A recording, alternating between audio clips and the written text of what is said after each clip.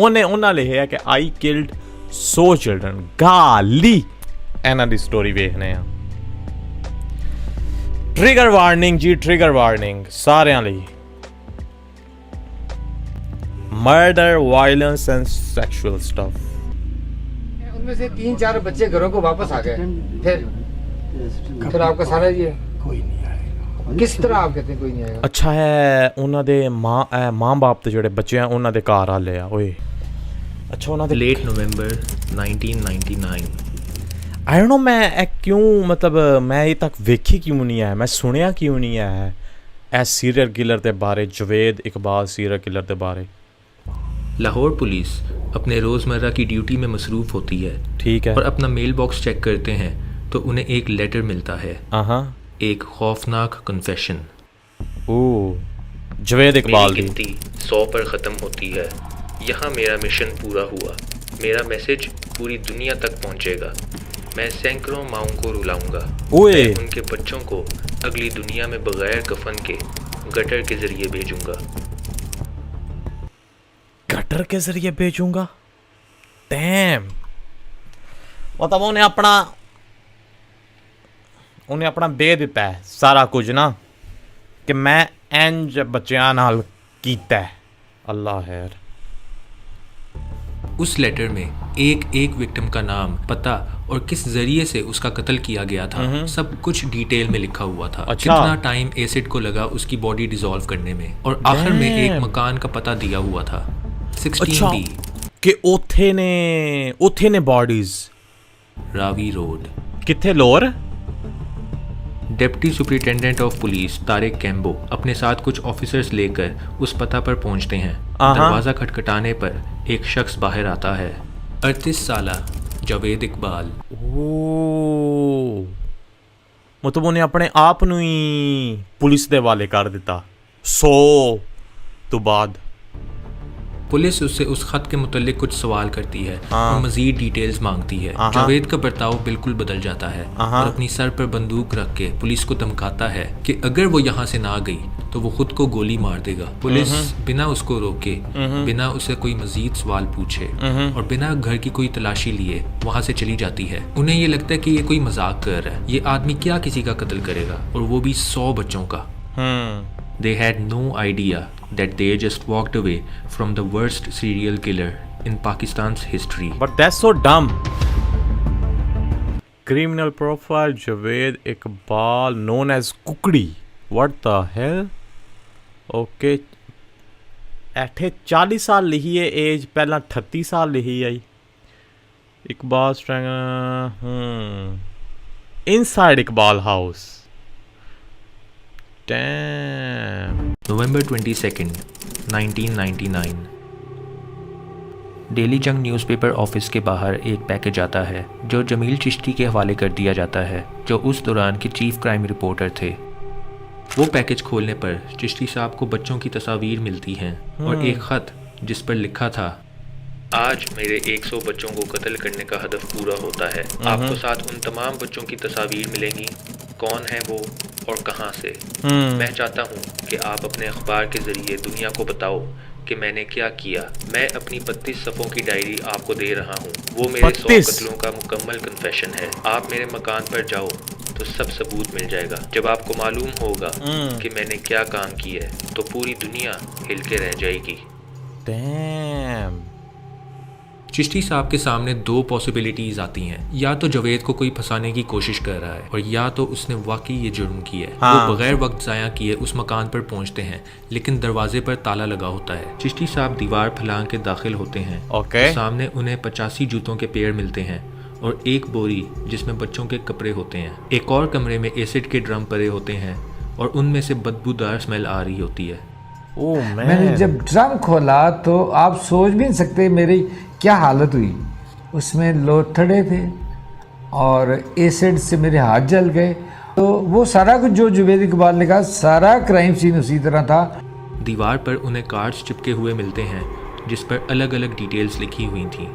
कुछ बॉडीज़ को मैंने जान के पूरी तरह डिसॉल्व नहीं किया ताकि अथॉरिटीज़ उनकी तस्दीक कर सकें, और मैं अब दरियाए रावी पर खुदकुशी करने जा रहा हूँ। अखबार ये खबर पब्लिक तक पहुंचाती है और साथ ही 57 बच्चों के नाम और पता, जिसके बाद उस मकान के बाहर वालिदैन का रश लग जाता है। And they broke down in uncontrollable sobs when they recognized the clothes and shoes of their children.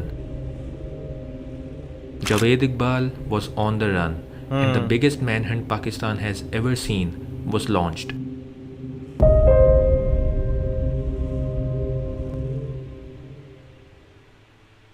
December 29th, 1999.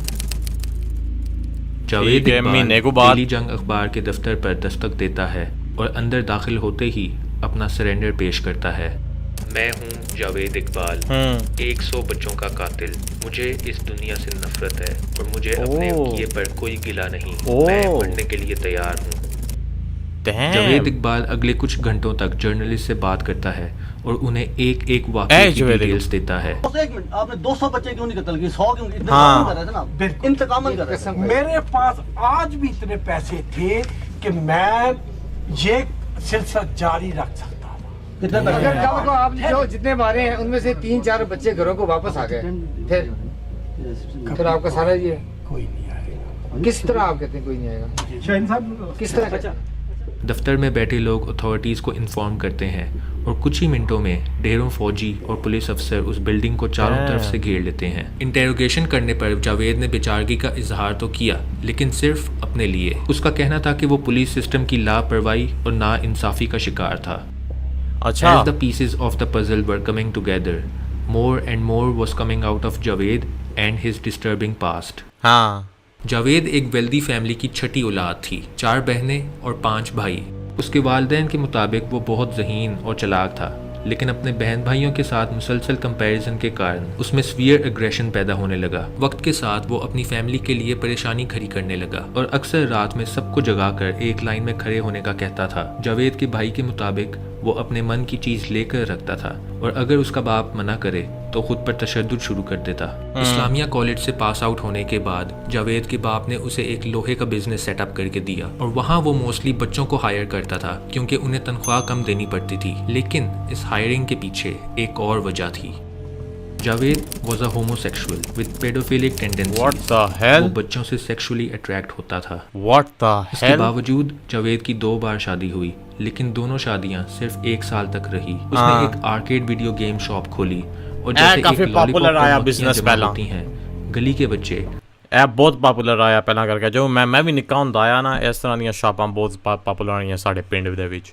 ਇੱਥੇ ਜਾ ਕੇ ਤੁਸੀਂ 10-10 20-20 ਰੁਪਏ ਦਿਓ, ਇਹ ਗੇਮਾਂ ਖੇਡੋ। बट मजे दी आईयां हूं ते मुक गया। वहाँ सारा दिन जमा होकर गेम खेलते थे। Yep. जावेद ने इस मौके का फायदा उठाया और वो जमीन पे 100 का नोट रखता था, इस उम्मीद में कि कोई बच्चा ये नोट जरूर उठाएगा। फिर वो शक में आकर बच्चों को लाइन में खड़ा करता और एक एक करके उन्हें प्राइवेट रूम ले जाकर तलाशी देने को कहता और साथ ही उन बच्चों के साथ भयानक हरकतें करता था। बच्चों के वालिदैन ने उन्हें गेमिंग जोन जाने से मना कर दिया था, की हो गया यार तेरे जिसके बाद जावेद ने एक जिम और एक्वेरियम खोला एग्जैक्टली इसी मकसद के लिए। बाय 1997 जावेद को शदीद फाइनेंशियल क्राइसिस का सामना करना पड़ा। अच्छा। क्योंकि जिन मकसद से वो बच्चों को अट्रैक्ट करता था उस पे पैसे बहुत लगते थे। इस नुकसान के बायस उसे अपनी प्रॉपर्टी बेचनी पड़ती है और वो लाहौर शहर का रुख करता है। जावेद को इस शहर में परफेक्ट हंटिंग स्पॉट मिलता है, दाता दरबार, जो साउथ अच्छा। एशिया का सबसे बड़ा सूफी श्राइन है। उधर बेशुमार बच्चे खाने की तलाश में आते थे और जावेद उन्हें रिहाइश और खाने के बहाने अपने घर ले आता। मजीद कुछ बच्चे उसे बस के अड्डों से मिलते थे जो अपने घर से भागे हुए थे। ठीक है ठीक है ठीक है। ते ਉਹਨਾਂ ਨੂੰ ਉਹ शिकार करता जावेद है, ਉਹਨਾਂ इकबाल ਦਾ की शिकार लाइफ में करता सबसे है। बड़ा टर्निंग पॉइंट तब आता है जब वो दाता दरबार से 18 साल के बच्चे को घर लाता है। ओके। जावेद ने उसके साथ खूब ज्यादती की, लेकिन रात को जब जावेद बिस्तर पर सो रहा था उस बच्चे ने जावेद के सर पर राइफल का हैंडल मारा। पूरे मोहल्ले में चीखने चलाने की आवाज आई। पुलिस के पहुंचने पर जावेद जमीन पर गिरा हुआ था और उसके सर से मुसलसल खून बह रहा था। इंक्वायरी करने के बाद जावेद पर रेप का चार्ज लगता है और पुलिस उसे सजा के तौर पे 100 कोरे मारती है। ओए ठीक है। इस मारपीट की वजह से जावेद 22 दिन कोमे में रहता है। जावेद की फैमिली उसके मेडिकल बिल्स देने से इनकार कर देती है, लेकिन उसकी माँ होती है जो उसके लिए खूब आंसू बहाती है। ठीक हो गया। क्लिनिकल साइकोलॉजिस्ट अख्तर अली का कहना है कि वो वाकया जावेद के अंदर का राक्षस बाहर लाता है। जावेद ने कभी नहीं सोचा था कि वायलेंस और एग्रेशन सो ने एक बारी वो काम किया ना तो फिर उन्होंने जवाब लभ्या। उन्हें आख्या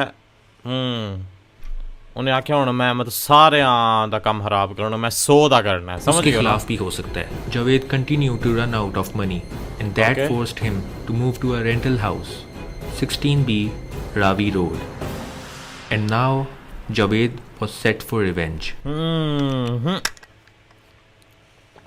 मैं आख्या ना मारा गया कि मेरा सर कुचल दिया और नाम मुझसे चला गया। मैंने ये सब उसके बदले में किया है। मैं 100 माओं को रुलाऊंगा, बिल्कुल जैसे मेरी माँ मेरे लिए रोई थी। डैम, This gives us अच्छा enough psychological explanation behind Javed's evil actions. तां कीता उन्हें 100 दैट्स करोड़ का व्हाई। बदला 100 बच्चों से। ऊ शिट, ਉਹਨੂੰ 100 ਕੋੜੇ ਮਾਰੇ ਗਿਆ ਹੈ ਨਾ ਉਹਦੀ ਜੋ ਉਹਨੇ ਕੰਮ ਕੀਤਾ ਹੈ, ਗਲਤ ਕੰਮ ਕੀਤਾ ਹੈ, ਜ਼ਾਤੀ ਕੀਤੀ ਹੈ ਬੱਚੇ ਦੇ ਨਾਲ, तो ਉਹਨੇ ਆਖਿਆ ਮੈਂ 100 ਨੂੰ ਹੀ ਰੁਲਾਵਾਂ ਦਾ। मई 1999 से जावेद अपने बदले का सिलसिला शुरू करता है ओके और सिर्फ 147 दिन में पूरे शहर से 100 बच्चे गायब होते हैं। Damn bro was taking every kid almost like 8 बच्चा गायब हो रहा है तकरीबन 8-2 दिन बाद, डेढ़ एक दो सबसे दिन पहले बाद। वो बच्चों की तस्वीर लेता था ओके ताकि ਉਹ ਐਵੀਡੈਂਸ ਲਈ ਬਾਅਦ ਵਿੱਚ ਉਹਨਾਂ ਨੂੰ ਵਹਾ ਸਕੇ। ਐ ਉਹਨਾਂ ਨੇ ਉੱਚਾ ਉਹਨੇ ਨੰਬਰ ਵੀ ਲਏ ਨੇ ਉੱਤੇ 22 की। Oh my God. फिर वो उन्हें बाहर अच्छा सा खाना खिलाता, घर वापसी लाने के बाद उनके साथ घिनौनी हरकतें करता और आखिर में उनके गले पर चेन बांधकर मार देता। Oh फिर my उन God. बॉडीज को एसिड के ड्रम में डाल देता था। This continue to happen to 100 innocent children.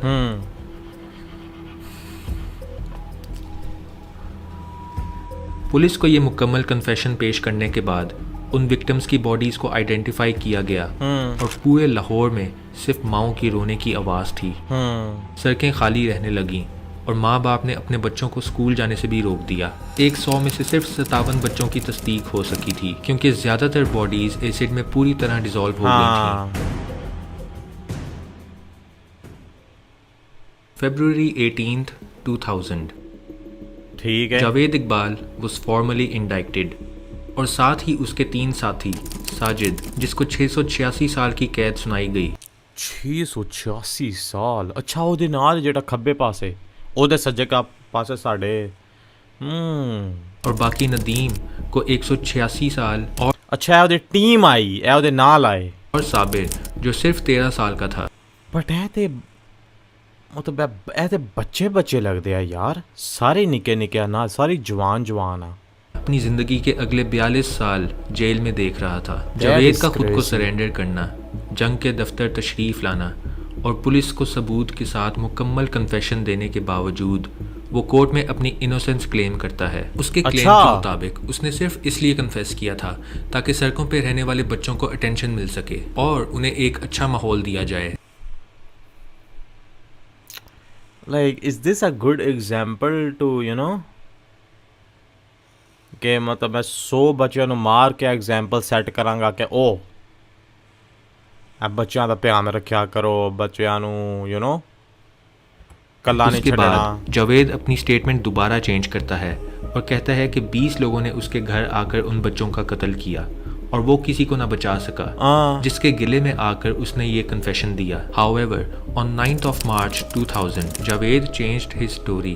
Yet अच्छा। again, वो कोर्ट में बताता है कि एक्चुअली कोई भी बच्चा कत्ल नहीं हुआ और ये सब एक पब्लिसिटी स्टंट था। कोर्ट में मौजूद जज ये तीनों स्टेटमेंट्स को रिजेक्ट कर देता है। जज अल्लाह बख्श रांझा के सर पर पूरे मुल्क का बोझ था। लोग सारा दिन कोर्ट के बाहर हड़ताल करते और इंसाफ की आवाज़ बुलंद करते थे। Oh, जावेद को shame वो on सज़ा police. सुनाई जाती है जो पाकिस्तान की तारीख में आज तक नहीं हुआ।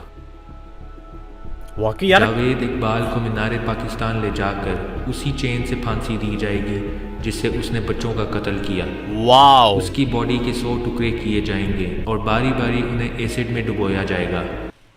ਉਹਨਾਂ ਵਾਕਈ ਇਹ ਕੀਤਾ या फिर ये सज़ा का ऐलान सुनकर ना सिर्फ पूरा मुल्क बल्कि फॉरेन NGOs भी अलर्ट हो जाती हैं। उस दौरान के इंटीरियर मिनिस्टर ने इस सज़ा की मजम्मत करते हुए कहा कि ये सज़ा ह्यूमन राइट्स की वायलेशन है और कुछ फॉरेन NGOs भी जावेद की सपोर्ट को आ पहुंची। जावेद इकबाल के डिफेंस लॉयर को मौत की धमकियां आने लगीं और उन्हें इस्तीफ़ा देना पड़ा और जावेद को जो सज़ा सुनाई थी वो अब कंफर्म हो चुकी थी।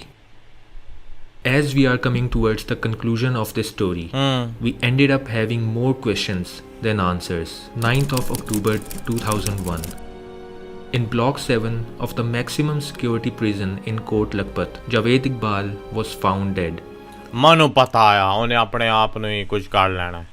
Along with his accomplice, Sajid. अच्छा। इनिशियल रिपोर्ट से जाहिर हुआ कि जावेद और साजिद ने अपनी कमीज का फंदा बनाकर खुदकुशी की है, लेकिन मजीद इन्वेस्टिगेशन के बाद पता चलता है कि रात 10 से 2 बजे तक CCTV कैमरास बंद थे और उस दौरान गार्ड भी सो रहा था। दोनों मुजरिम का एक ही तरह और एक ही टाइम पर मर जाना हम व्यूअर्स को सिर्फ शक में डालता है कि क्या उन्होंने वाकई अपनी जान ली और या उन्हें मरवाया गया था। दोवे हो सकते हैं। इस वाक़े को बीते 20 साल से ज़्यादा हो चुके हैं, लेकिन उन बच्चों के वालिदैन का सदमा अभी भी ताज़ा है। अल्लाह खैर यार। इस केस के पीछे वजह और उसके इम्पैक्ट को अंडर एस्टिमेट नहीं किया जा सकता। The horror, brutality and violence is still lingering in the public unconsciousness, while also raising many questions for the departments of the country who had pledged to keep us safe. गाल तो है भाई, गाल तो जो है वो है, but a crazy god damn story man. मैं तो वाकई मैं पहले सुनी नहीं आई। आई मीन एक्चुअली मैं 2 अक्टूबर 2000 ਦੇ ਵਿੱਚ ਬੌਰਨ ਹੋਇਆ। आई मीन उस तो पहला ही उन्हें काम किया है, बट स्टिल मैनू माड़ा मोटा मैं कदे सुनिया ही नहीं आया कि सीरियल किलर पाकिस्तान तो भाई वीडियो घैंट थी। मनीष भाई वीडियो घैंट आई, वैसे घैंट तो नहीं मैं आखांगा, बट समझ गए हो ना, मतलब सैड थे आई बहुत ज़्यादा, but yeah it was good to know कि पाकिस्तान गॉट द क्रेजी जालम बंदा शाह जी।